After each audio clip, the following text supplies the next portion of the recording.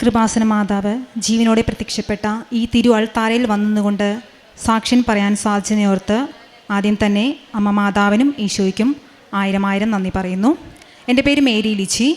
ഞാൻ വരുന്നത് എറണാകുളം പെരുമ്പടപ്പിലെ സാന്റാക്രൂസ് ഇടവകയിൽ നിന്നുമാണ്. ഞാൻ കൃപാസനത്തെപ്പറ്റി ആദ്യമായിട്ട് അറിയുന്നത് എൻ്റെ കസിൻ ആൻറ്റി വഴിയായിട്ടാണ്.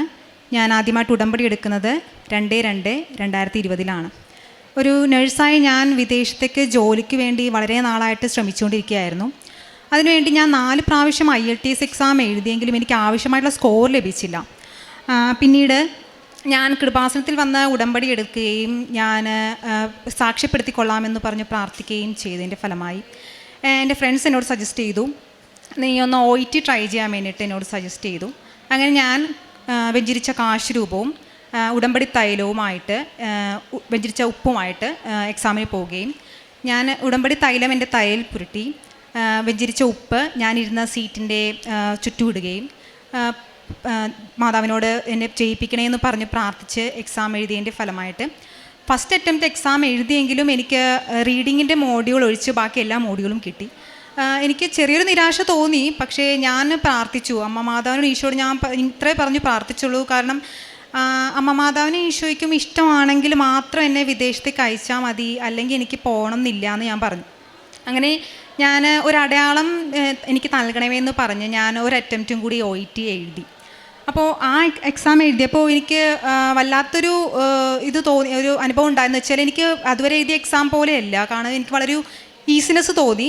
കാരണം അതെനിക്കറിയായിരുന്നു. കാണിച്ചാൽ എൻ്റെ അമ്മ മാതാവ് എൻ്റെ ഒപ്പം വന്നിരുന്ന് എനിക്ക് എല്ലാ കാര്യങ്ങളും പറഞ്ഞു തരുന്ന പോലെ എനിക്ക് ഫീൽ ചെയ്തായിരുന്നു. കാരണം സ്പീക്കിംഗ് ഒക്കെ എനിക്ക് വളരെ ടഫായിട്ടുള്ളൊരു മോഡ്യൂളാണ്. കാരണം ഞാൻ മലയാളം മീഡിയത്തിലാണ് പഠിച്ചിരുന്നതുകൊണ്ട് ഇംഗ്ലീഷ് അത്ര ഫ്ലുവൻ്റ് ആയിട്ടുള്ള ഒരു വ്യക്തിയായിരുന്നില്ല. പക്ഷേ ആ സമയത്താണെങ്കിലും വളരെയധികം നല്ല രീതിയിൽ സ്പീക്കിംഗ് മോഡ്യൂളൊക്കെ അറ്റൻഡ് ചെയ്യാൻ നല്ല രീതിയിൽ ആ എക്സാം എനിക്ക് ക്ലിയർ ആക്കാനും പറ്റി. അങ്ങനെ എക്സാം റിസൾട്ട് വന്നപ്പോൾ എനിക്ക് അയർലൻഡ് സ്കോർ നൽകി അമ്മ മാതാവിനെ അനുഗ്രഹിച്ചു. അതിനെ ഈശോയ്ക്ക് അമ്മ മാതാവിന് നന്ദി പറയുന്നു. അങ്ങനെ ബാക്കി പ്രോസസ്സിങ് കാര്യങ്ങളൊക്കെ സ്റ്റാർട്ട് ചെയ്ത് ഡിസിഷൻ ലെറ്റർ ഉൾപ്പെടെ AWS വിസ പ്രോസസ്സിങ് എല്ലാം ടൈം ഷോർട്ടനിങ് വഴി അമ്മ മാതാവ് എനിക്ക് വളരെ എളുപ്പം തന്നെ ഒരുക്കി തരികയും കഴിഞ്ഞ വർഷം ജൂൺ മാസം 14-ാം തീയതി യാതൊരു തടസ്സവും കൂടാതെ ഞാൻ അയർലൻഡിലെത്തുകയും ചെയ്തു. അതിനുശേഷം എനിക്ക് അവിടെ ചെന്നിട്ട് അറ്റൻഡ് ചെയ്യേണ്ടതായിട്ടുള്ള ഒരു എക്സാമാണ് ആപ്റ്റിറ്റ്യൂഡ് എക്സാം എന്ന് പറയുന്നത്. നേഴ്സായിട്ടുള്ളവർക്ക് അറിയാം, ആപ്റ്റിറ്റ്യൂഡ് എക്സാം ഒരു പ്രാക്ടിക്കൽ എക്സാമാണ്. വളരെയധികം ടഫസ്റ്റ് ആയിട്ടുള്ള എക്സാമാണ്. അപ്പോൾ ഞാൻ അത്യാവശ്യം നെർവസ് ആയിരുന്നു. പക്ഷേ എൻ്റെ കൂടെ എൻ്റെ അമ്മ മാതാവും ഈശോയും ഉണ്ടെന്നുള്ള വിശ്വാസത്തിൽ തന്നെ ഞാൻ മുമ്പോട്ട് പോയി. എക്സാമിന് 14 സ്റ്റേഷൻസാണുള്ളത്. 14 സ്റ്റേഷൻ എന്ന് പറഞ്ഞാൽ 14 പ്രൊസീജിയേഴ്സാണ്. അപ്പോൾ ഈ 14 പ്രൊസീജിയേഴ്സിൽ ആദ്യത്തെ 3 പ്രൊസീജിയേഴ്സ് എനിക്ക് വളരെയധികം ടഫായിരുന്നു. അതോടെ ഞാൻ അധികം പാനിക്കായി. പക്ഷേ ഞാനപ്പോഴും വിശ്വാസപ്രമാണം ചൊല്ലി ഉടമ്പടി തൈലം എൻ്റെ തലയിൽ ഞാൻ പുരട്ടിയിട്ടുണ്ടായിരുന്നു. അങ്ങനെ ഓരോ കാശ് രൂപം കയ്യിൽ പിടിച്ച് വിശ്വാസപ്രമാണം ചൊല്ലിയാണ് ഞാൻ ഓരോ സ്റ്റേഷനും അറ്റൻഡ് ചെയ്തത്. അമ്മ മാതാവിൻ്റെയും ഈശോയുടെ അനുഗ്രഹം കൊണ്ട് ഞാൻ ഫെയിലാകുമെന്ന് വിചാരിച്ചിരുന്ന ആ എക്സാം എനിക്ക് എൻ്റെ അമ്മ മാതാവ് ഈശോയെ പാസ്സാക്കി തന്നു. 1000 നന്ദി അമ്മ മാതാവ് ഈശോയ്ക്കും പറയുന്നു. എൻ്റെ രണ്ടാമത്തെ നിയോഗം എന്ന് പറഞ്ഞത് എൻ്റെ അമ്മയുടെ 2 കാലുകളിലും വളരെ നാളുകളായിട്ട് ഭയങ്കര ചൊറിച്ചിലും പുകച്ചിലുമായിരുന്നു. അപ്പോൾ പൊടി പറ്റുന്നില്ല, ഭയങ്കര ഡസ്റ്റ് അലർജിയും കാര്യങ്ങളൊക്കെ ആയിരുന്നു. അപ്പോൾ ഡെർമറ്റോളജിനെ കാണിച്ചു. കുറേ നാളുകൾ മരുന്നുകളൊക്കെ കഴിച്ചെങ്കിലും വലിയ പ്രത്യേകിച്ച് ഒരു യൂസ് ഉണ്ടായിരുന്നില്ല. അപ്പോൾ ഞാൻ കൃപാസനത്തിലെ അമ്മയുടെ വെഞ്ചരിച്ച തൈലം 2 കാലിലും പുരട്ടി മമ്മിയോട് എപ്പോഴും പറഞ്ഞ് വിശ്വാസപ്രമാണം ചൊല്ലി പ്രാർത്ഥിക്കാനും പിന്നെ അമ്മ മാതാവിൻ്റെ ഉപ്പിട്ട ചൂടുവെള്ളത്തിൽ ഉപ്പിട്ട് കാല് മുക്കി വെച്ച് പ്രാർത്ഥിക്കാനും ഫലമായിട്ട് ആ ചൊറിച്ചിലും പുകച്ചിലും പാടെ മാറി ഇപ്പോൾ രോഗസൗഖ്യം ഉണ്ടായിട്ടുണ്ടായിരുന്നു. അതുപോലെ എനിക്ക് ലഭിച്ച അടുത്തൊരു രോഗസൗഖ്യമാണ്. എനിക്ക് എൻ്റെ യൂറിൻ പാസ് ചെയ്യുന്ന ഭാഗത്തൊക്കെ ആയിട്ട് ഈ ചൂട് കൂടുന്ന സമയത്ത് സെബേഷ്യസ് സിസ്റ്റ് പോലെ വരുമായിരുന്നു. അതായത് അവിടെ വലിയ കുരുക്കൾ പോലെ വന്ന് പസ് കളക്റ്റായി വന്ന ഒരു അവസ്ഥയായിരുന്നു. അപ്പോൾ എനിക്ക് ആ ഭാഗത്ത് ഭയങ്കര വേദനയും ഭയങ്കര ബുദ്ധിമുട്ടായിരുന്നു. അപ്പോൾ അത് ആദ്യമൊക്കെ അങ്ങനെ വരുമ്പോൾ ഞാൻ മൈൻഡ് ചെയ്യത്തില്ല, കാരണം വെച്ചാൽ ചെറുതായിട്ടായിരിക്കും വരുന്നത്. പിന്നീട് ഒരു തവണ അത് വന്നപ്പോഴത്തേക്കും അത് വലുതായി വരാൻ തുടങ്ങി. അപ്പോൾ ഞാൻ ജോലി ചെയ്തിരുന്ന ഹോസ്പിറ്റലിലെ സീനിയർ സ്റ്റാഫിനെ ഹെഡ് നഴ്സിനെ കാണിച്ചപ്പോൾ പുള്ളി പറഞ്ഞു, ചിലപ്പോൾ മൈനർ ഇൻസിഷൻ ചെയ്യേണ്ടി വരും, കീറിയെടുത്ത് അവിടെ നിന്ന് പസ് കളയേണ്ട ഒരു അവസ്ഥയായിട്ട് വരും എന്ന് പറഞ്ഞു. പക്ഷേ ഞാനൊരു മരുന്ന് പോലും യൂസ് ചെയ്തില്ല. എനിക്ക് വിശ്വാസം എൻ്റെ അമ്മ മാതാവിനെ തന്നെയായിരുന്നു. ഞാൻ ഉടമ്പടി തൈലം പുരട്ടി അവിടെ വിശ്വാസപ്രമാണം ചൊല്ലി പ്രാർത്ഥിച്ചതിൻ്റെ ഫലമായിട്ട് ഒരു മരുന്ന് പോലും ഉപയോഗിക്കാതെ തന്നെ ആ സിസ്റ്റ് അവിടെ നിന്ന് പാടെ മാറിപ്പോയി. ഇപ്പോൾ അവിടെ ഒരു പാട് പോലും ഇല്ല. ഇതാണ് എനിക്ക് എൻ്റെ ഉടമ്പടി എഴുത്ത് വഴി എൻ്റെ അമ്മ മാതാവ് ഈശോയും നൽകിയ അനുഗ്രഹങ്ങൾ. അതുപോലെ കാരുണ്യപ്രവർത്തികളായിട്ട് ഞാൻ താമസിക്കുന്ന ഇടവകയിലെ അവിടെ സിസ്റ്റേഴ്സ് നടത്തുന്ന ഒരു സാന്റാക്രൂസ് കോൺവെൻ്റ് ഉണ്ട്. അവിടെ നിർധനരായ മക്കൾക്ക് എന്നാൽ കഴിയുന്ന ധനസഹായം ഞാൻ ചെയ്യാറുണ്ട്. അതുപോലെ തന്നെ എൻ്റെ അമ്മയായാലും വീട്ടിലെപ്പോൾ വരുന്ന സഹായത്തിനായിട്ട് ആര് വന്നാലും അവർക്ക് നമ്മളാൽ കഴിയുന്ന സഹായം അവർക്ക് ചെയ്ത് കൊടുക്കാറുണ്ട്. അതുപോലെ പ്രേക്ഷിത പ്രവർത്തനങ്ങളായിട്ട് പത്രം വാങ്ങിച്ച് കൊടുക്കുകയും അതുപോലെ തന്നെ ഡെയിലി ബ്രെഡ് 5:30 മണിക്ക് എഴുന്നേറ്റ് അച്ഛൻ്റെ ഡെയിലി ബ്രെഡ് കൂടുകയും അത് ഷെയർ ചെയ്യുകയും ചെയ്യാറുണ്ട്. അച്ഛൻ്റെ ചൊവ്വാഴ്ചകൾ ഉടമ്പടി ധ്യാനം സാധിക്കുന്ന ആഴ്ചകളിലൊക്കെ കാണുകയും ചെയ്യുകയും ചെയ്യാറുണ്ട്. പിന്നെ ആത്മീയമായിട്ട് എനിക്കുണ്ടായിട്ടുള്ള ഒരു വളർച്ചയെന്ന് പറഞ്ഞാൽ ഞാൻ നേരത്തെ സെൽഫ് പ്രെയർ ചെയ്യുമായിരുന്നു. എങ്കിൽ പോലും ആദ്യമൊക്കെ ഒരു 10-15 മിനിറ്റോ ഉണ്ടായിരുന്ന ഒരു പ്രെയർ പിന്നീട് വളരെയധികം നേരത്തേക്ക് എനിക്ക് എക്സ്റ്റെൻഡ് ചെയ്ത് പ്രാർത്ഥിക്കാൻ വെച്ചത്. പ്രാർത്ഥനയിൽ മടുപ്പില്ലാതെ പ്രാർത്ഥിക്കാൻ എത്ര വേണമെങ്കിലും നേരം പ്രാർത്ഥിക്കാനുള്ള ഒരു അനുഗ്രഹം ദൈവം എനിക്ക് തന്നു. അതുപോലെ തന്നെ മധ്യസ്ഥ പ്രാർത്ഥന മറ്റുള്ളവർക്ക് വേണ്ടി അളവില്ലാതെ പ്രാർത്ഥിക്കാനുള്ള ഒരു കൃപാവരം നൽകിയ അമ്മ മാതാവിനെ അനുഗ്രഹിച്ചു. ഇത്രയും അനുഗ്രഹങ്ങൾ നൽകിയ അമ്മ മാതാവിന് ഈശോയ്ക്കും ഒരായിരം നന്ദി പറഞ്ഞുകൊണ്ട്.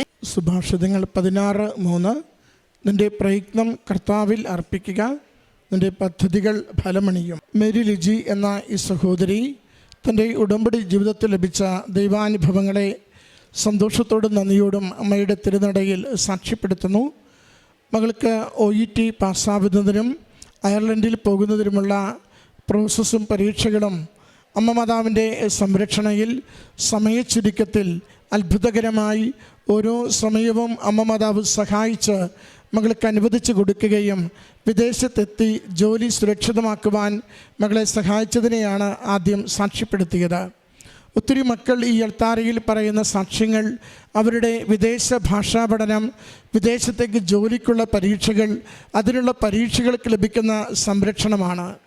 നമ്മൾ സാധാരണ ജീവിതത്തിൽ നിന്ന്, ഭൗതിക ജീവിതത്തിൽ നിന്ന് ദൈവാത്മാവിൻ്റെ പ്രചോദനമുള്ള, ഈശോയ്ക്ക് ജീവിതത്തിൽ പ്രഥമസ്ഥാനമുള്ള ഒരു ജീവിതം നയിക്കുവാൻ തീരുമാനിച്ചാൽ ആ നിമിഷം മുതൽ ഈശോ കൂടെ നിന്ന് നമ്മുടെ ജീവിത വിഷയങ്ങൾ ഏറ്റെടുത്ത് നമുക്ക് പോലും യാതൊരു രക്ഷയുമില്ല എന്ന് കാണുന്ന മേഖലകളിൽ പോലും നമ്മളെ സഹായിക്കുന്നത്, അനുഗ്രഹിക്കുന്നത്, സമയച്ചുരുക്കത്തിൽ പരീക്ഷകൾ വിജയിപ്പിക്കുന്നത്, സമയച്ചുരുക്കത്തിൽ പ്രോസസ്സ് പൂർത്തീകരിക്കുവാൻ സഹായിക്കുന്നത് ഒക്കെ കാണുവാനാവും. കാരണം നമ്മൾ ദൈവത്തെ മാനിക്കുന്നു. നമുക്ക് ലഭിച്ച ഈ ആരോഗ്യം, ഈ അറിവ്, ഈ ആയുസ് അത് ദൈവത്തോടൊപ്പം ചേർത്ത് വെച്ച് ജീവിക്കുവാൻ തീരുമാനിക്കുമ്പോൾ ദൈവം അവിടുത്തെ വലതുകരം ഉയർത്തി നമ്മളെ ആശീർവദിക്കുന്നതിൻ്റെ അടയാളമാണ് പരീക്ഷയ്ക്കുള്ള വിജയവും വിദേശത്തേക്ക് പോകുവാൻ നമുക്ക് ലഭിക്കുന്ന വഴികളും. അതിനെയാണ് ആദ്യം ഈ മകൾ സാക്ഷ്യപ്പെടുത്തിയത്.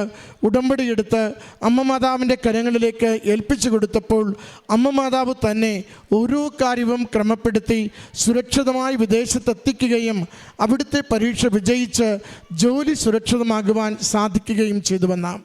രണ്ടാമത്തത് വിശ്വാസ പ്രയോഗത്തിൻ്റെ സാക്ഷ്യങ്ങളാണ്.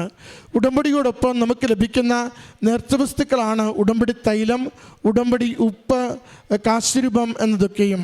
ഇത് വിശ്വാസ പ്രയോഗത്തിന് വേണ്ടി നമുക്ക് നൽകുന്നതാണ്.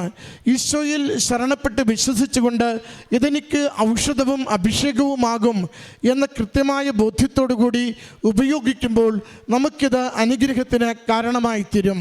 അതാണ് മകൾക്കുണ്ടായ രോഗക്ലേശത്തിൽ സൗഖ്യപ്പെടുവാൻ കാരണമായത്. അമ്മയുടെ രോഗക്ലേശത്തിൽ സൗഖ്യത്തിന് കാരണമായത് നേർച്ച വസ്തുക്കൾ എന്ന് പറയുന്നത്.